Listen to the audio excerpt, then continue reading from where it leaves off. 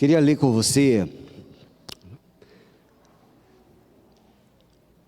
Nós vamos hoje, pela manhã, vamos ver sobre a morte de Cristo. E à noite a gente vê a ressurreição de Cristo. Eu quero ler um texto com você sobre isto em Gênesis, capítulo 22, verso 1. Se você...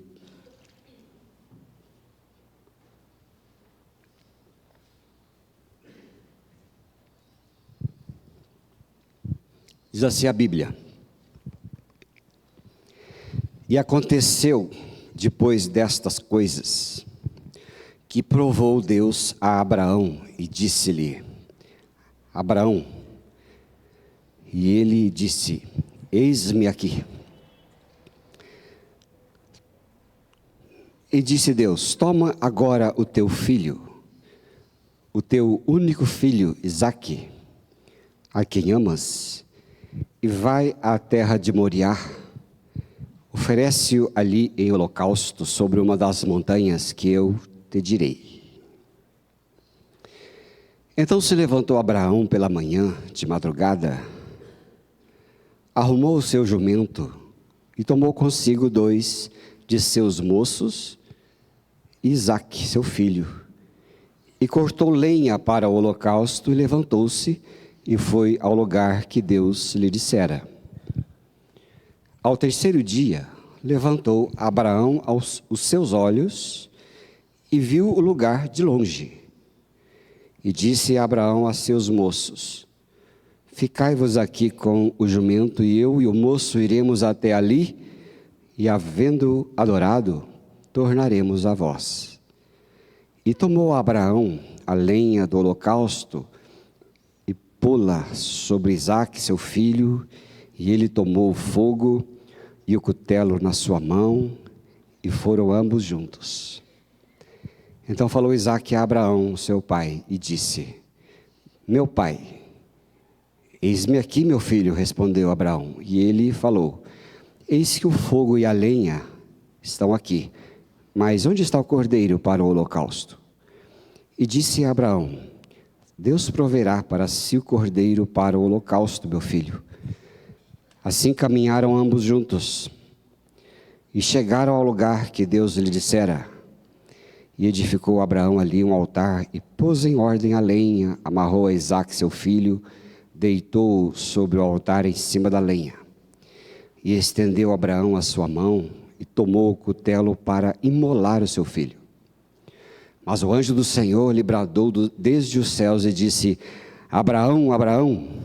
E ele disse: Eis-me aqui. Então disse: Não estendas a tua mão sobre o moço, não lhe faças nada, porquanto agora sei que temes a Deus e não me negaste o teu filho, o teu único filho. Então levantou Abraão os seus olhos e olhou, e eis um carneiro de trás dele, travado pelos seus chifres, no mato. E foi Abraão e tomou o carneiro, e ofereceu em holocausto em lugar do seu filho. E chamou Abraão o nome daquele lugar: O Senhor proverá. De onde se diz até o dia de hoje: No monte do Senhor se proverá. Que coisa preciosa essa para nós.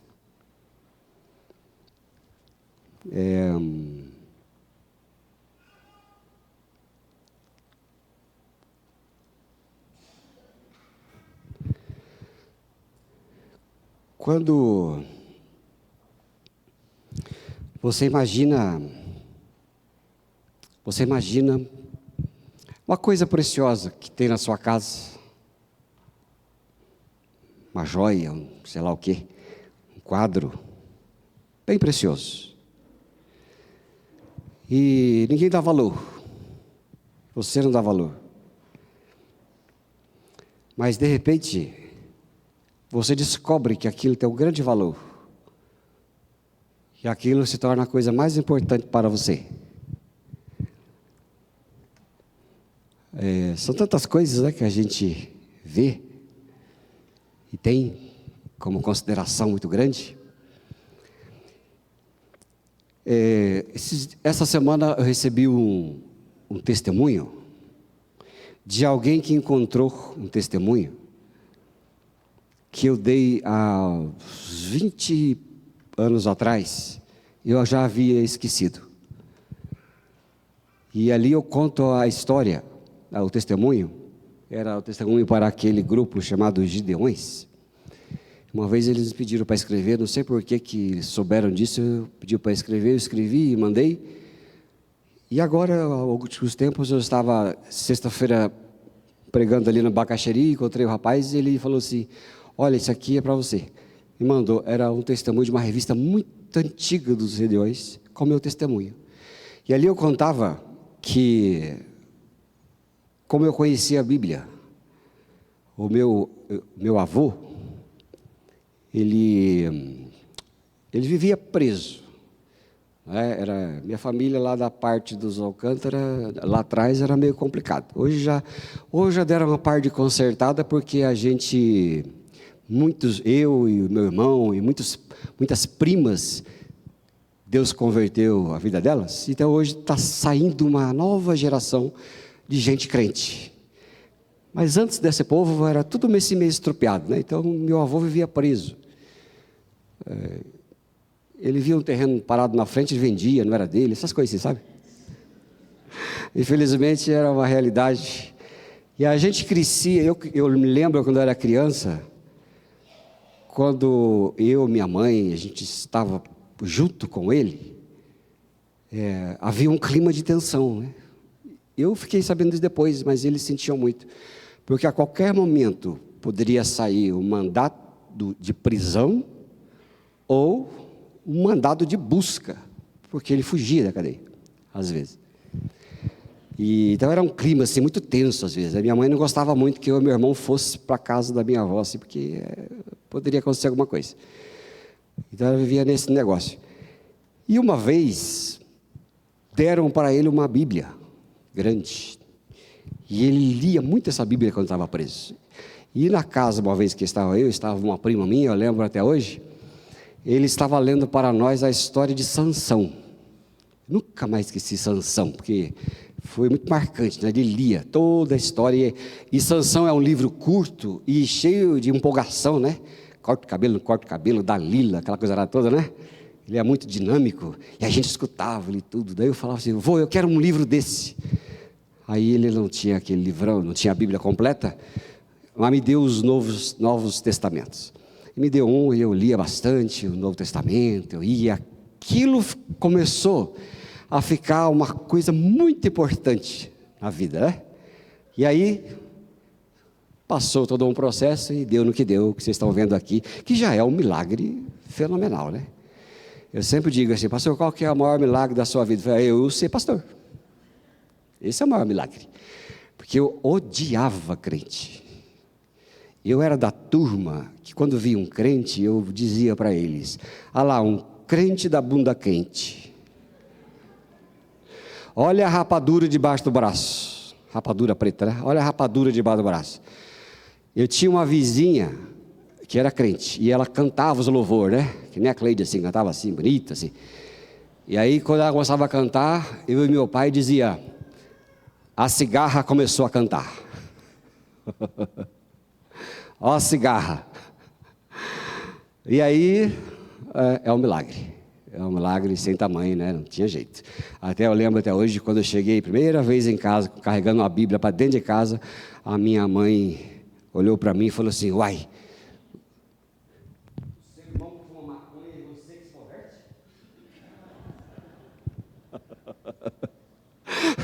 Eu falei, olha, Deus usa as coisas loucas deste mundo para confundir as sábias, né? Para confundir as sábias. E isso, assim é na vida de muita gente, num dia como hoje. Jesus está relegado a um canto da vida, não tem nenhuma importância. Mas vai chegar um dia quando você encontra a coisa mais importante e larga tudo por causa dele, que se torna o mais importante. O livro que nós lemos de Gênesis é o livro que fala da morte e ressurreição de Jesus. Quando Abraão obedeceu a Deus, ele falou: o teu único filho Isaque, a quem amas. Abraão demorou muito para ter filhos, e Sara. Mas Deus nunca começou a sua obra pelo mais fácil, mais forte, ou mais inteligente, ou mais bonito. Ele sempre começou a sua obra das coisas loucas e fracas deste mundo. Você pode ver Isaque, que foi filho com Abraão e Sara muito velhos. Foi com profetas. Foi com Isabel, a mãe de João Batista. Era já bem idosa. E na sua maioria, quando não eram velhos, eram de mulheres estéreis, que não podia ter filhos. Essa é a história do reino de Deus. E aqui Abraão demorou muito para ter Isaque, mas Deus o pediu. E quando Deus pediu, aqui em Gênesis 22, ele já começa a mostrar ao mundo a salvação e a morte e ressurreição de Jesus Cristo. Quando ele falou, pega o teu único filho Isaque, ele já estava falando lá em João capítulo 3, verso 16, que vocês sabem de cor, né? O que é que diz? Porque Deus amou o mundo de tal maneira que deu o seu Filho unigênito, para que todo que nele crê não pereça, mas tenha a vida eterna. Deus já apontou a figura de Isaque lá na frente. Este é a figura do meu único filho. Estava lá. No versículo 4 que nós lemos, ao terceiro dia levantou Abraão os seus olhos e viu o lugar de longe. Olha só, nesse terceiro dia, o pai já estava apontando para a ressurreição e o monte da ressurreição. Lá em Lucas 24, versículo 7, nós encontramos ali o seguinte: convém que o Filho do Homem seja entregue nas mãos dos homens pecadores e seja crucificado ao terceiro dia e ressuscite. Abraão andou 3 dias. 3 dias são uma coisa interessante. Foi 3 dias para frente. Durante 3 dias. 3 dias na Bíblia tem muito significado. São 3 dias da espera da ressurreição. Quando o cordeiro era morto, e o cordeiro devia ser sem defeito nenhum, eles pegavam o cordeiro, levavam lá para o templo, e demorava 3 dias de inspeção do cordeiro, para só depois crucificar, imolar o cordeiro. Ele tinha que ter certeza que o bicho não podia ter nenhuma pereba. Mas aí apontava para o Cordeiro de Deus.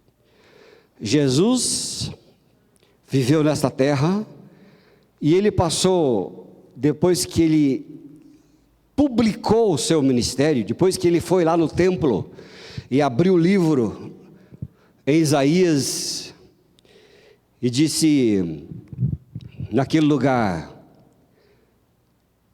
que o Filho do Homem, está em Lucas capítulo 4, versículo 18, não sei se você pode achar rápido aí, ou você, Marinho, já tem a prática. Jesus abriu o livro e disse, publicou o seu ministério. Vamos lá ver. Lucas 4, 18. Quando não passa lá. Olha lá. O Espírito do Senhor está sobre mim, pelo que me ungiu para evangelizar os pobres, enviou-me a curar os quebrantados de coração, a pregoar liberdade aos cativos, dar vista aos cegos e a pôr em liberdade os oprimidos e anunciar o ano aceitável do Senhor. Ele abriu. E quando Jesus entrou em Jerusalém, que a gente conhece da entrada triunfante de Jesus, o povo estava gritando o quê? Vocês lembram? Hosana. E o que significa Hosana? Que o bispo falou aqui no domingo passado? O verso que nós acabamos de ler. É aquele que liberta, aquele que cura, aquele que põe libertação aos cativos. Vem o que vem em nome do Senhor. E quando Jesus assumiu esse ministério até a sua crucificação, foram 3 anos. 3 anos. É que Deus o Pai, lá em Abraão, já estava apontando que ao 3º dia viu Abraão e enxergou um monte. Coisa interessante, né? Coisa muito preciosa. 3 dias, muito interessante. Ressurreição, sexta-feira, ao 3º dia, ressuscitou. Passa depressa, né? 3º dia. A gente estava comentando em casa lá que Jesus morreu na sexta e domingo. Mas do sexta para domingo passa depressa, né? Principalmente para os judeus, que no sábado era um dia que não podia levantar um copo para beber água. Só quando lhes interessa, né? Quando vai comer na casa dos outros, ele não lava a louça. Mas quando... É tipo assim que faz os sabatistas. Vai comer na sua casa no sábado, não vou lavar a louça porque não pode trabalhar. Mas comer pode. Mas tudo bem, né? Podia passar o culto sem essa, mas beleza. Verso 5 diz: Abraão e seus moços, fique aqui com o jumento, e eu e o moço iremos até ali, e havendo adorado, tornaremos a vós. Aqui é o primeiro indício do nome que deu a Abraão, ou do que passou a se chamar Abraão, como o quê? O pai da fé, ou seja, aquele que inaugurou um elemento fundante, que a gente costuma dizer lá na faculdade, mas é um momento único, que fundou um tempo, que foi chamado o pai da fé, e é por isso que lá em Romanos 1, verso 17, a gente encontra o verso da Bíblia, que diz assim, vamos ler junto? Porque nele se descobre a justiça de Deus, de fé em fé, como está escrito, o justo viverá pela fé. Abraão já foi o primeiro que anteviu, pela fé, que ele iria voltar com o seu filho, porque Deus ia fazer alguma coisa, ele voltaria, porque Deus haveria de vir e colocar para ele. Mas a fé dele era tão grande que ele disse lá, verso 10 de Gênesis 22, estendeu Abraão a sua mão, tomou o cutelo para imolar o seu filho. Olha, eu acho que nesse momento, os anjos ficaram um pouco em pânico, porque ele falou assim, meu Deus, esse homem vai imolar o filho, porque ele vai imolar porque ele crê. Só que, acho que os anjos estavam lá conversando, e falaram assim, mas não é para ele imolar, era só para ele fazer um gesto. E aí então, diz ali o verso 11, e o anjo do Senhor bradou dos céus. Eu acho que o anjo assustou. Perceberam? Ele assustou e disse, Abraão, Abraão, não faz isso, meu filho. Foi um susto, porque ele ia fazer, mas estava escrito que aquilo era apontar para Jesus, que seria o Cordeiro de Deus. E eles assustaram, Abraão, Abraão, não faz isso. Aí Abraão escutou, não fez. Coisa interessante essa. É ali. Por quê? Porque o filho lá no verso 7 perguntou, onde está o cordeiro? E o verso 8 diz, Deus proverá para si. João 1, 29. Diz assim a Bíblia. Vamos ler junto? No dia seguinte, João viu a Jesus que vinha para João Batista e disse: eis o Cordeiro de Deus que tira o pecado do mundo. Este é o Cordeiro que tira o pecado do mundo. É o que ele estava mostrando lá junto com Abraão. Abraão não faz isso, porque tudo que está acontecendo aqui é uma figura do que já foi determinado antes da fundação do mundo.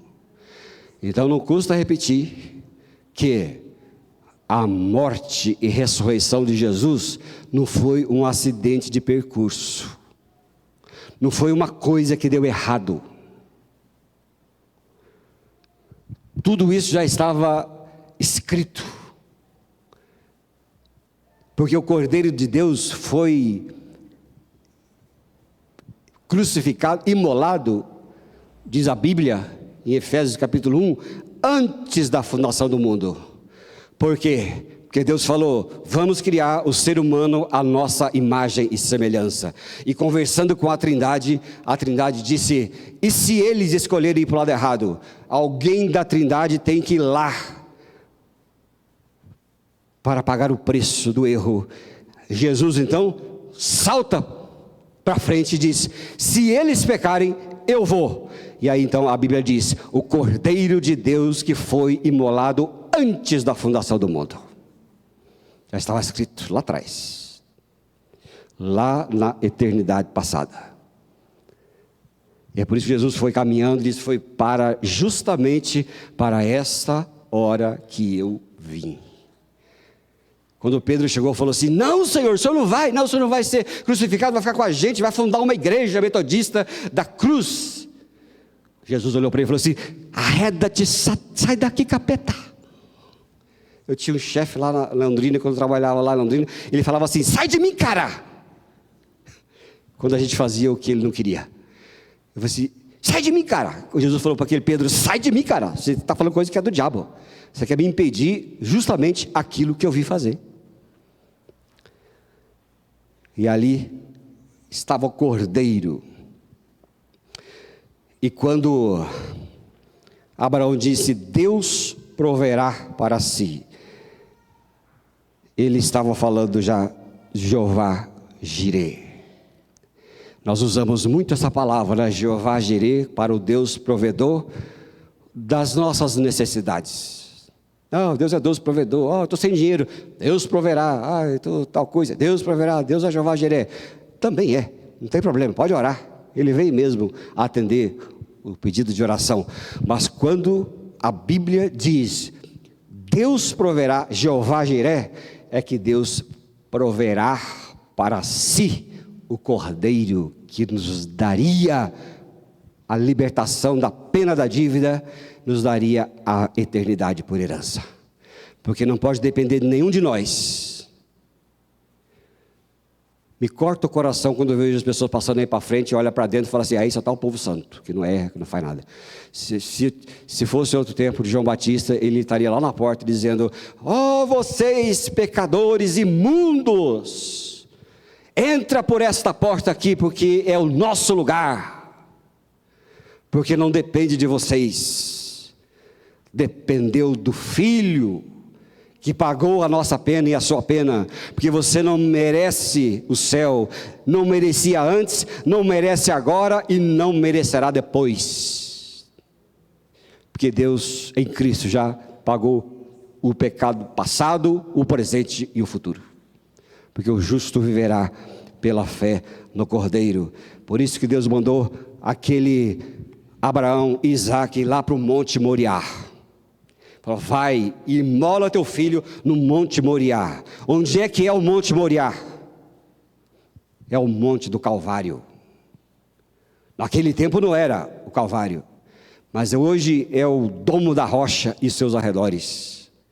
E Deus olhou e falou assim: vai lá no Monte Moriá e imola teu filho.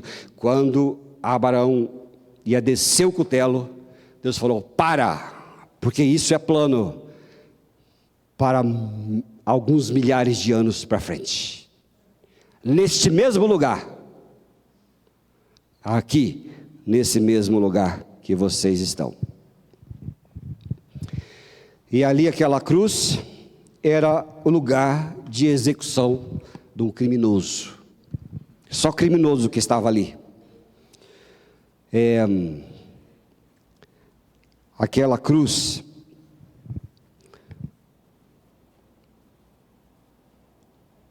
era para o criminoso nós. Jesus não precisava morrer naquela cruz.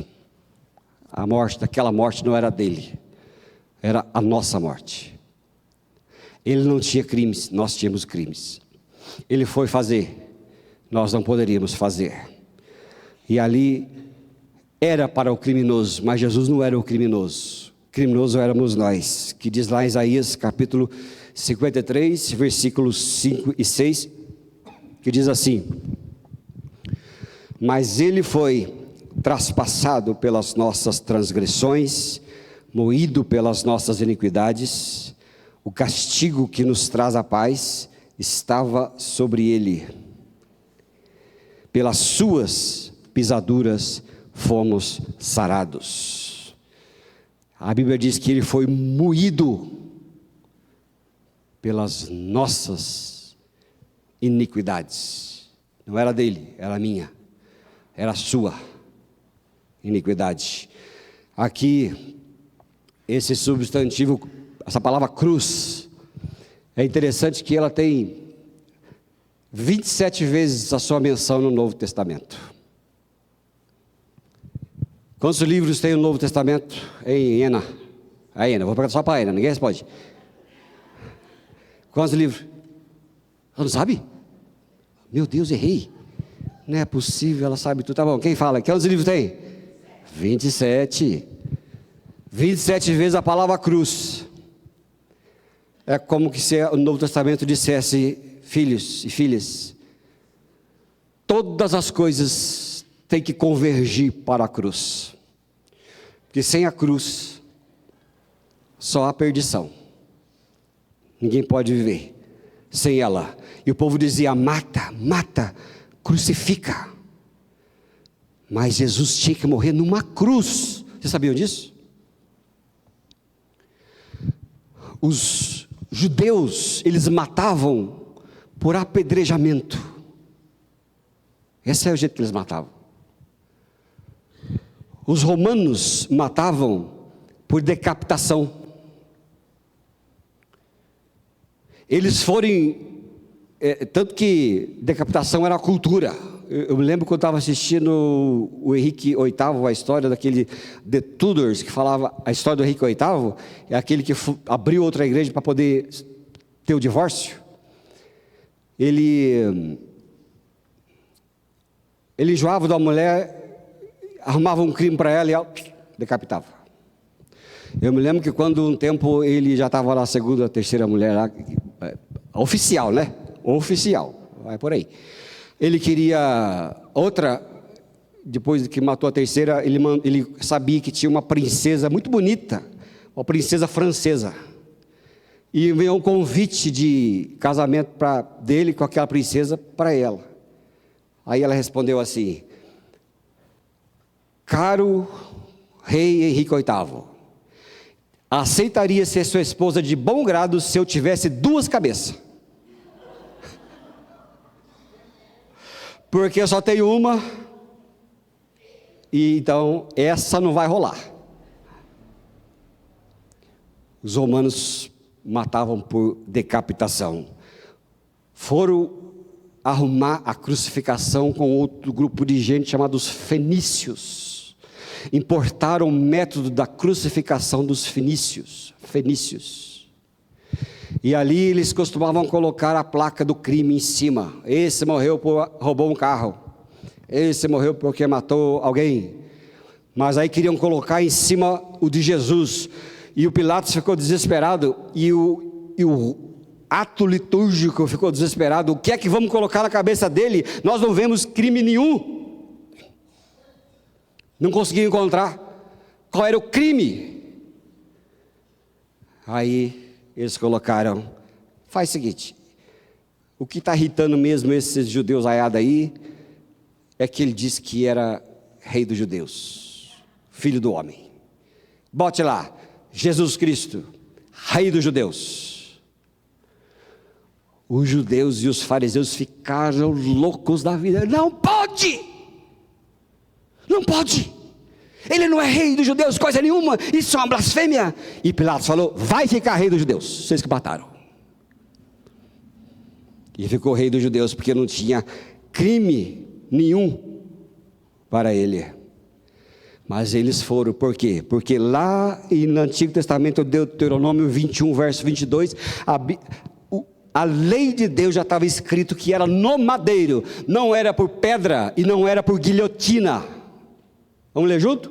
Quando também em alguém houver pecado digno de juízo de morte e haja de morrer, e o pendurares no madeiro. Vocês acham que Deus não sabe o que faz? Você sabe que Deus escreve certo por linhas tortas? Você acha que Deus tarda, mas não falha? Essas coisas de pagão. A Bíblia estava escrito, vai ser no madeiro. E é no madeiro que Jesus foi. Porque tinha que se cumprir as escrituras ali do jeito que está. E tem mais, Jesus só foi quando quis. Porque ele falou assim, minha vida ninguém tira, eu dou. Minha vida ninguém tira, eu dou quando eu quiser. E Jesus foi indo, era preso, não pegavam, era preso, não condenavam, era preso, não condenava. Porque ele falou, lá João, verso 10, 17 e 18. Vamos ler junto? Por isso o Pai me ama, porque dou a minha vida para tornar a tomá-la. Tem outra aí?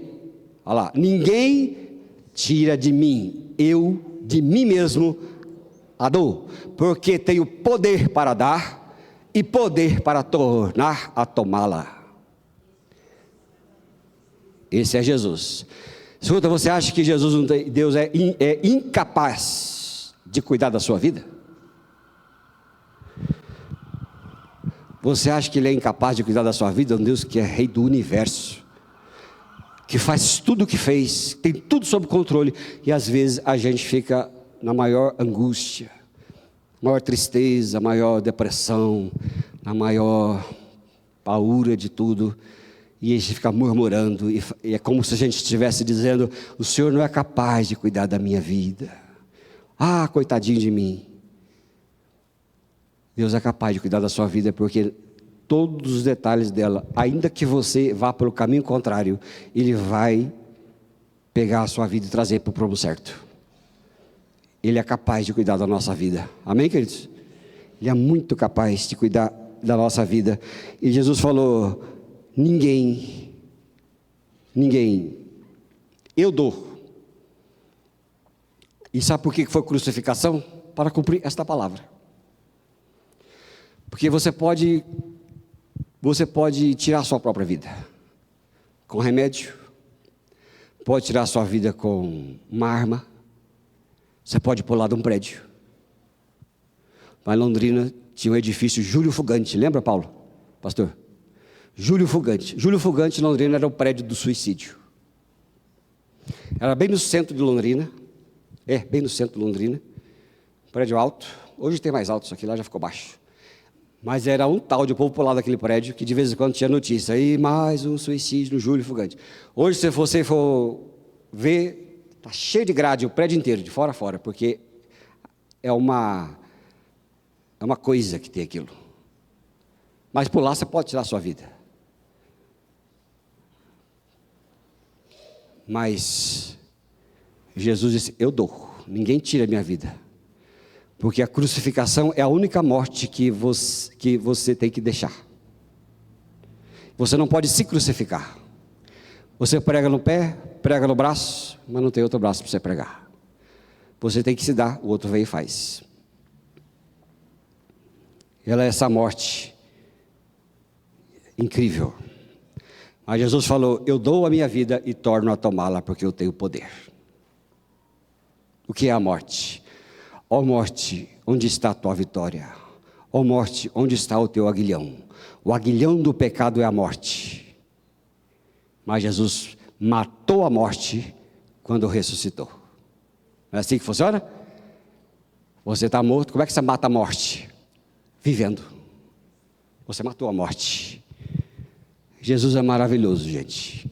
E Deus é maravilhoso, porque não tem nada que não esteja escrito.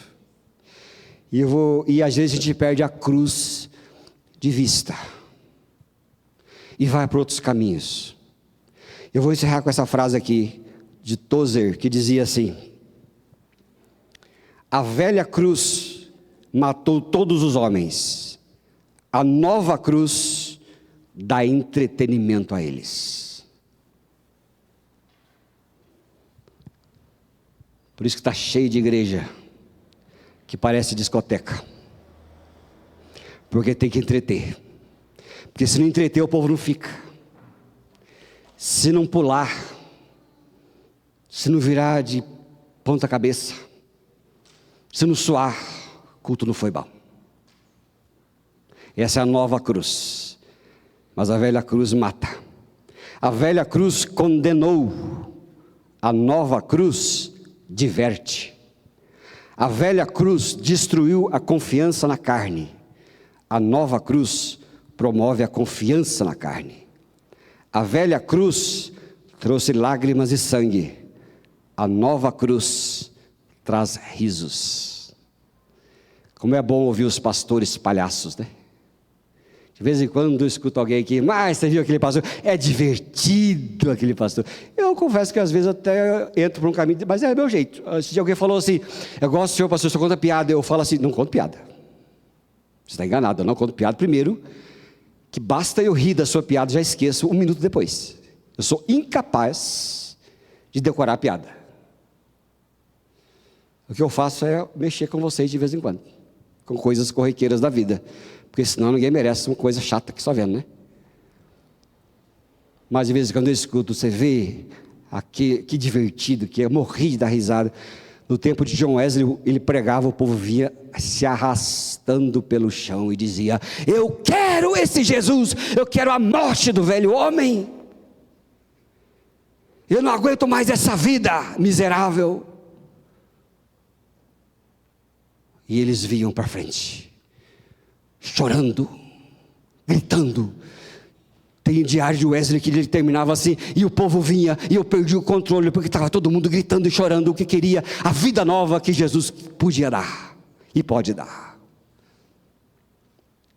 Mas hoje a gente paga ingresso, para ver pregador, e dar risada.